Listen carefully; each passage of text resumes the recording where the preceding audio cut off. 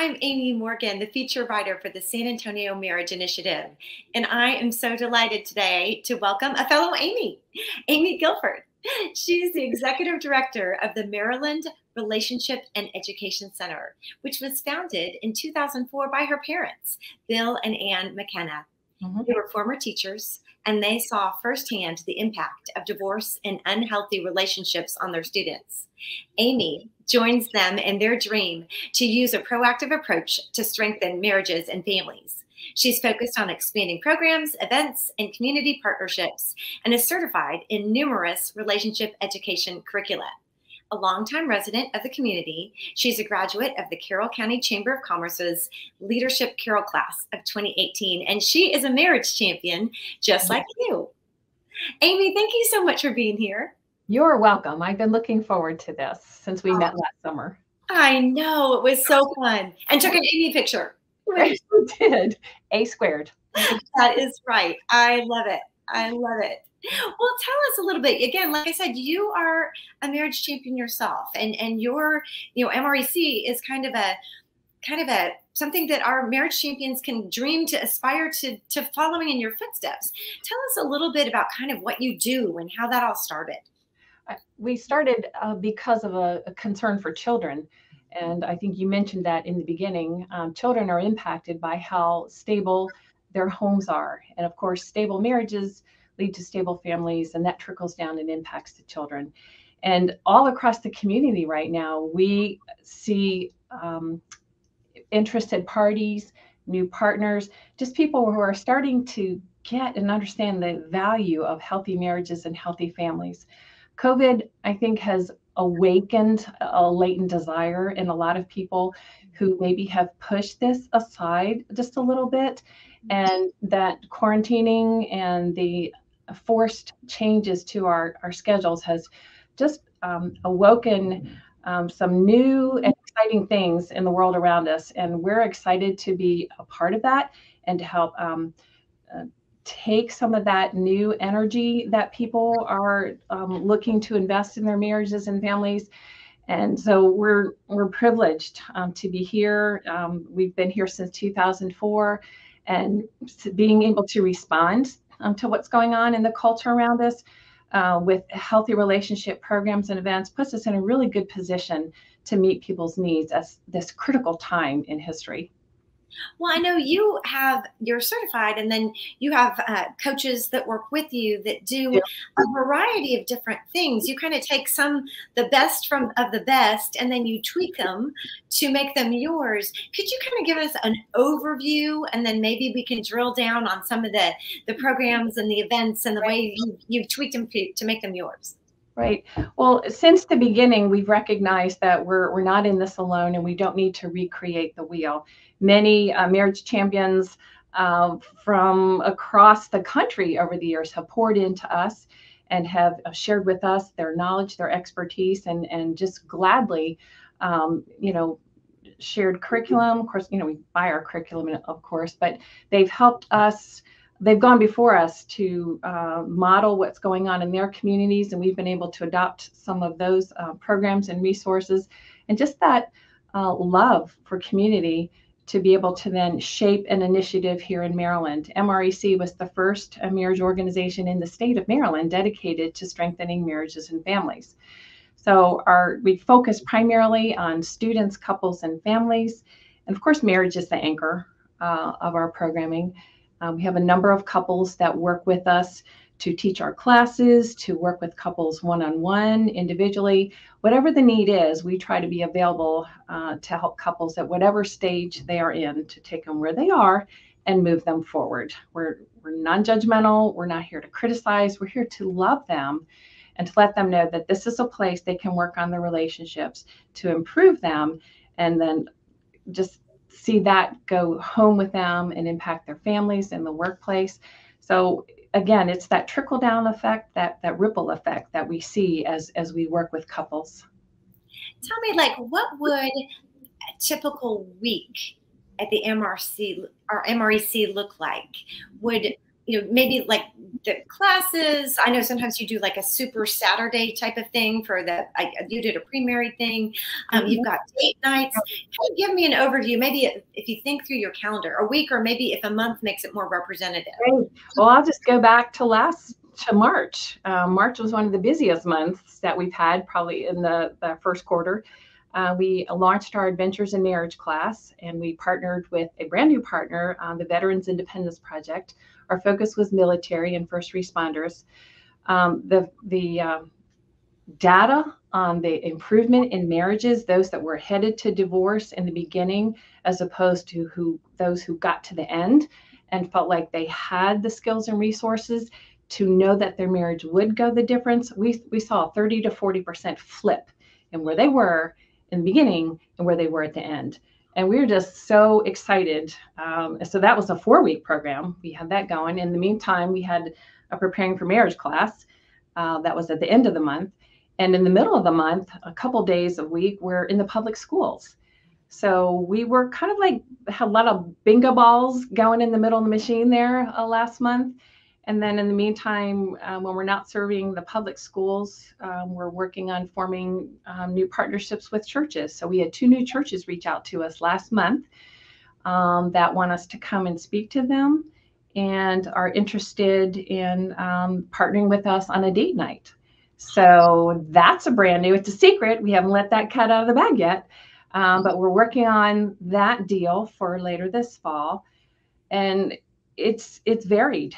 Sometimes people come in here and they think they're surprised because they don't realize how much goes on in here on a day-to-day basis.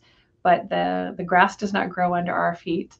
And we're always, then with the programs, then you're always working on the social media because you want to stay present with that. So we have lots of likes and shares going back and forth between us and the SAMI social media. Y'all do such a great job.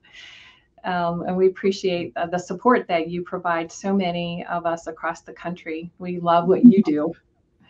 Well, that's what we're here for, is to be a resource. And I love, again, as you're talking to our marriage champions and you being one, I'd love to talk a little bit more about when a church partners with you, because this is something, like you said, 2 new churches. Yeah.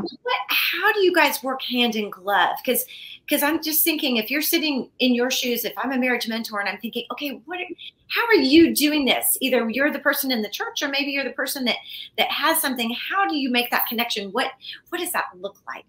Well, we have board members that are our liaisons to the local churches. So we have a couple that's specifically working with them to sit down with them, talk with the pastor and maybe a leader of their team, and to sort of get the temperature of what's going on in their church to begin with, and then to help them create a vision for what it looks like to create a culture of marriage in their church community, and sort of inspire them with possibilities of the importance of how healthy marriages will then trickle down and impact the people in their pews. So we have that initial conversation because we don't ever want to go in the church and undermine the pastor. We're here as a resource. We're here to come alongside and make your job easier. So we're trying to then, our next step is to help the church build a team of marriage enthusiasts within your own church. And those team members have a variety of skills. Some of them can be the organizers, some can be in charge of social media, some can be in charge of the administrative details, some can be in charge of music, special events. You need that variety of skills and personalities to create a team, which then can think about what's the first thing we want to do. Let's pick one thing and start to work on that and then build on that.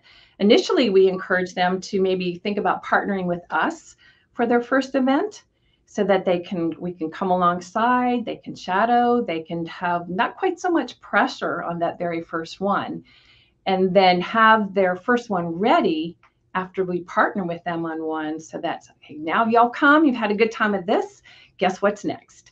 And so we'll have that ready to follow so that there's some motion involved, some sequence involved. And then we're sort of empowering them to build that church ministry on their own. and know that we're here as a backup, as a resource. We can continue to partner together with other things, but our job is to lift them up, empower them so that they can strengthen the marriages and their own church body. Well, I know you guys have some really creative date night ideas. For those not in the Maryland area, could you share? So there were a couple of really cute ones. Could you share some? Because that's a super easy entry ramp, isn't it, for American? We have a variety. I'm telling you, if you read John Van Epps and J.P. DeGance's Endgame book, which they talked about it at NARMI last year, the church has a tremendous opportunity to reach into the community through marriage ministry and to see the gospel shared. So just coming up with very simple date night events is a way to open the door and meet new people without that commitment of being a church member, coming on a regular basis. So, and during COVID, we had to be original because obviously we weren't doing indoor events. So we started, and for 2 years in a row in the fall, we've done a smoking hot date night. I love it. I love it. No lingerie involved, just the bonfire. But outdoors and a bonfire. Outdoors. It's so much fun. And we do a little bit relationship skill while they're there on the fire, just couple time, the food, the activities, and just the idea of encouraging them. You don't have to have fantastically complicated nights out planned. Just the commitment to the time, a regular time together. Once a month is good. Anything more than that, especially for young families, would be very stressful, is what the research shows also.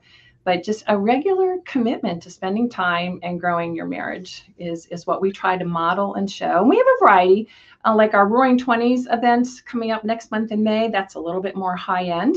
So some people can do that. And some people, the date night with the Glow Bowl that we had. I mean, it's just a small cost associated with that. So we give a variety, so it can reach a variety of audiences as well. But we have fun. We just do. And things don't always go exactly like they're supposed to, and that's okay, Well, and when a church is ready to take the next step, I know you briefly mentioned Adventures in Marriage, but do you want to talk about how that fits in? Because again, that's a curriculum that you did not have to create. That's available. So our church, we've already, interviewed Richard Albertson and Marriage Champions. If you haven't seen that one, it's available too here at Sammy on this channel. And we'll have to link to that. We love Richard and the team, and they've been very supportive for a number of years. I mean, they've always been so helpful and encouraging, and just that relationship that actually went back to the Marriage Commission that Chick-fil-A started for marriage leaders across the country. So that's how we originally met them, and we've stayed connected and tried to encourage each other in the different things that we've both been doing in different parts of the country. But Adventures in Marriage fills a gap that I think a lot of churches just don't know what to do with couples after they're married. If churches do anything, a lot of times it's pre-marriage, maybe, or they'll wait till couples in crisis and they want to work on crisis marriages. It's like, man, that is not where I want to be. That is by the time it gets to that point, it's just so complicated and very often needs professional help. So what if we could just back up and work a little bit further upstream, and just once a couple years into their marriage, have something where they can just brush up on their relationship skills and even go a little bit deeper than what they've done in like preparing for marriage. That is helpful. It helps slow things down a little bit, and is just a missing piece because it has a great name. Sometimes going to a marriage event can make people think that there's a stigma, so something's wrong with my marriage if I go to these things. And like, no, we want to make it a positive thing. Like, you work on your marriage, just kind of like you take care of your car, just like you mow your lawn in the summer, you keep it nice, you just maintain it and you make it look really nice, and you grow your love in that process. So Adventures in Marriage, we're going to be rolling that out greater here in the mid-Maryland area, because we don't just serve our local Carroll County, we serve like 4 or 5 counties all around us. And we already have people that come to our events from several counties, and we know that people are just going to jump all over this.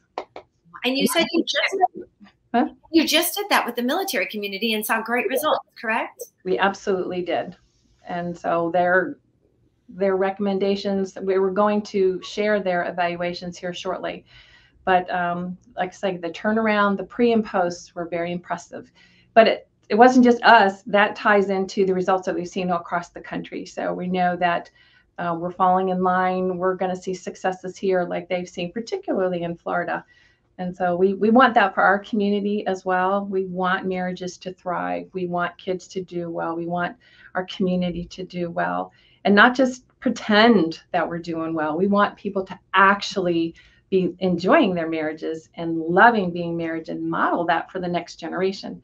One of the things I see most often, or I hear most often when we're in the schools and we talk to kids, and we talk to about 2,000 students a year, is that very few of them feel like they have a model for what a healthy marriage should look like. And that's an opportunity for us as parents to say, oh, our kids are watching and we're not really doing as good of a job showing them marriage is a good thing as we could be. So we need to step up our game, and Adventures in Marriage will help that. The date nights will have that. But we need to be concerned about our kids because they are hungry for good examples to follow. Not perfect, transparent, humble, but they need us to show them the way, because kids, the next generation is not marrying right now. They're using cohabitation as the excuse for marriage without the commitment, and those relationships break up at a much higher rate than couples who marry and then divorce. So that's why working upstream, way upstream, is important to us. So we didn't start working in the schools, but that we are there now. So that sort of rounds out what we do. It started with just marriage and family. Now it's really students, couples, and families. Well, let's talk about that, what you're doing at the schools, because that's a significant initiative. And I want to go in. You have a special tool that you've created that is very popular with the students. Actually, two, your family of origin inventory, and then the family vision tree. So let's talk about the schools and then how you use, because those are your own special projects that you've created and your models. And I'd love for you to flesh those out. We realized that once students are in the midway through their high school, they're starting to think a little bit further ahead than, say, a freshman in high school is. And so when we get to see the students in the older middle, like 10th or 11th and 12th graders, we've incorporated the idea of considering how your family of origin impacts you, whether you realize it or not. And in fact, there's a board up on my top. I'll send a picture of that and send it to you later on my top shelf. But the idea is you can't choose your family of origin, but you can choose your future family.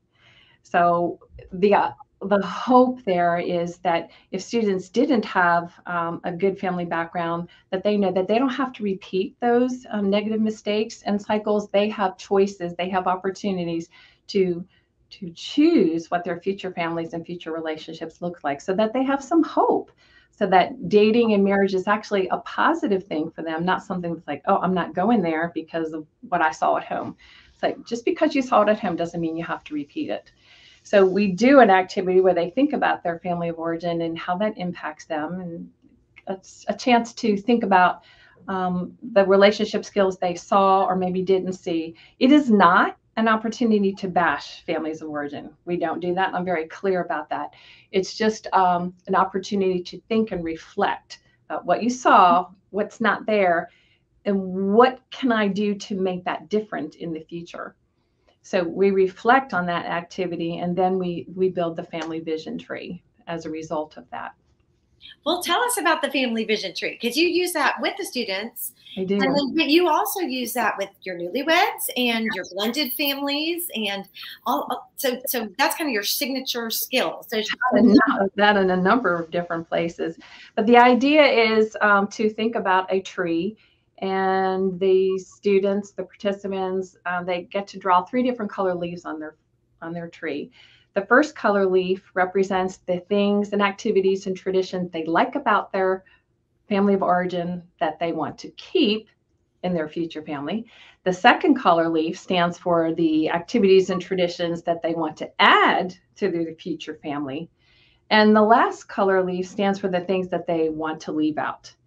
Now, it might not be a negative thing that they actually saw in their family per se. It might just be something that they see in the culture, and they want to absolutely make sure that that is not a part of their family either.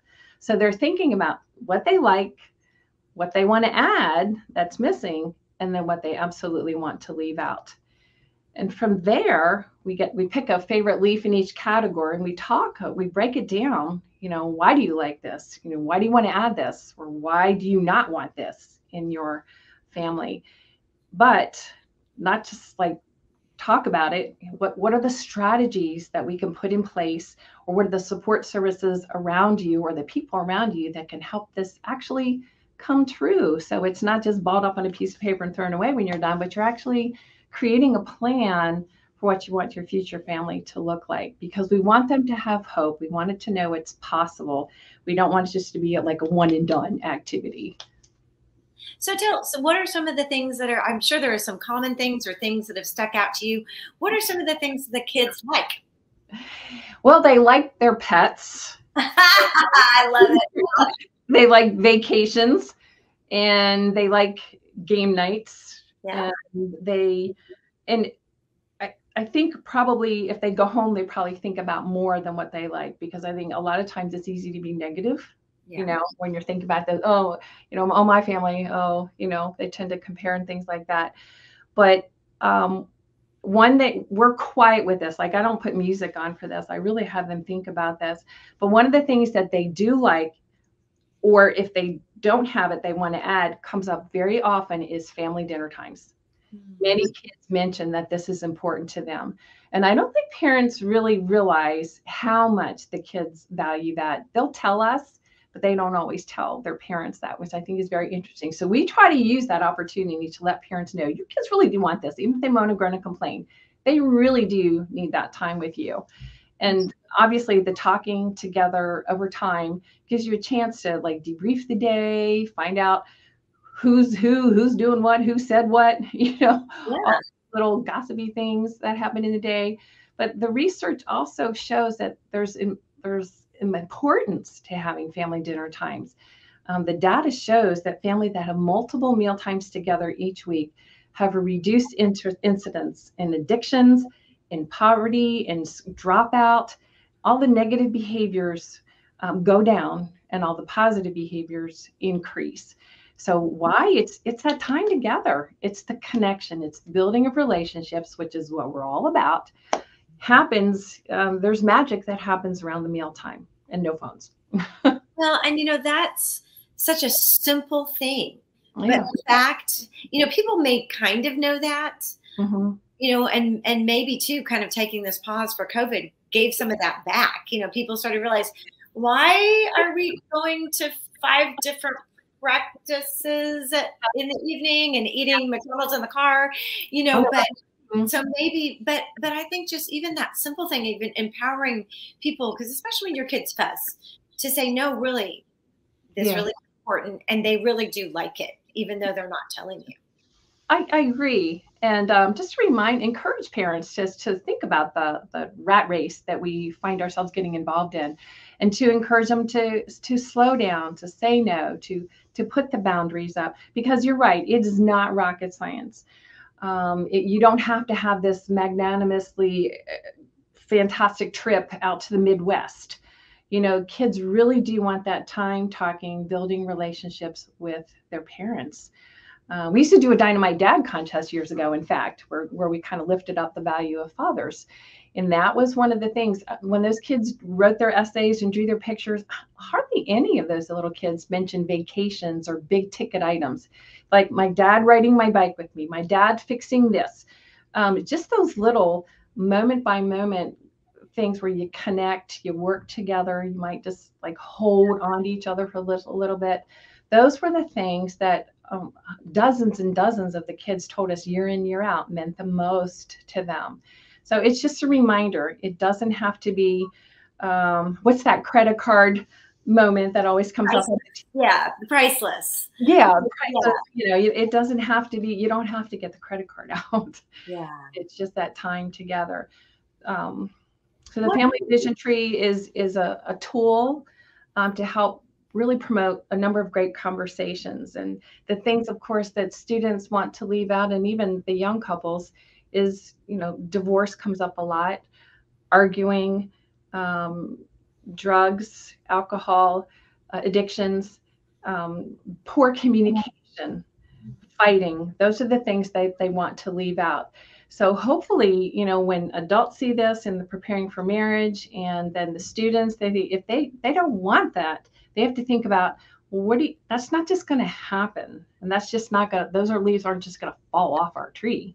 You have to make sure you've got a plan in place. You're thinking about what it's going to look like to make this happen. And we're also clear that the time that we have in class, it's just a piece of the bigger picture of taking care of your relationship on an ongoing, with an ongoing effort. The times that we have in classes and when they come to events, you can continue learning outside of what you do here, where this is just like a sprinkle of what's out there. There's so much more out there. So hopefully if they get connected to us, like we would connect to you, they come to our website, they can find out what else is going on in the community. We want to be we're not the only thing happening, but we want to be part of that safety net that comes underneath us, a family and a marriage in our community. And hopefully working together with other partners, people that also care about marriage and family, we can help raise the awareness of the value of it and create a culture where marriage is considered important and essential and something that you check off on your bucket list of a relationship or of something I want to do and accomplish and experience in my life. We want it to be a good thing, and we're pushing back against cultural norms. We know that. But as we surround ourselves with like-minded people like yourself, then we help together create this culture shift that is so essential for us to see and experience. Well, as you're starting with those students, and like you said, you help them connect the dots. Like the leaves aren't just going to fall off the tree. Right. And also the aspirational things might not just, those don't just happen either. Is there a certain skill or are you pointing them to communication skills or conflict resolution? Do you get in that deep with them? We do. We partner. We consider what we do a partnership with the teachers in the schools. So a lot of time we'll begin the conversation, which then opens the door for the teacher to do follow-up conversations and follow-up lesson plans. And I'll even follow up with resources and things for them to do. So in that sense, it is a partnership with our local teachers. We appreciate them. We support them. And hopefully they will just know that, because we'll come back, a couple times throughout their high school career. Hopefully we'll just be triggering reminders. And again, working together with other partners in the community to lift up and build healthy students. It's an action. It is not just happening. It does take effort. And you guys are invited into the public schools, and it's been a decade at least or more. Yes, but we actually finally just got our official memorandum of understanding last year. We've been kind of going in on a sort of a soft relationship, but it is actually on paper now. And I'm just really excited about that because we are one of the, I guess we're the only faith-based organization in the schools. Now we are teaching non-sectarian curriculum and approaches that have been approved by the governor and all that. But that just shows a credit to the relationship and marriage industry, a field that we're in. Our stuff is good. It's best practices, and we can rely on our colleagues in the field to help us. If we aren't able to create our own, there's a lot of great resources out there. But we have great relationships with our school system, and we appreciate that. And then we're there for other things going on in the community. We get to be speakers and invited to other events. In fact, a Baltimore City teacher saw my post from being in a class the other day. She called, and we had a Zoom call the other day, and now we are going to be going down to Baltimore to pilot some of this stuff down there this spring, which has never happened before. So I'm very looking forward to that, and we're gearing up. We're going to get to reach a whole new different culture of students, and so we want to be prepared and ready. That's why I just tell my donors, I appreciate you. Your donations help us be able to say yes to opportunities when the door opens, so that we can't say, oh, we don't have the funding to do that. You help us be prepared to say yes. And our donors have been so good and kind and faithful to us, and we appreciate them so much. Well, I'm sure all of our marriage champions would say the same. And Yes, you have yes. given such a great overview of kind of what you do at the MREC and how our marriage champions can follow in your footsteps and use your best practices and take that example and then also tweak it and make it their own, you know, as you created your family vision tree and connect with you, of course. So again, marriage champions, if you would like to connect with Amy, you can always find everything you might need at Sammy at samarriage.org. And Amy, thank you so much for being here. It was so much fun.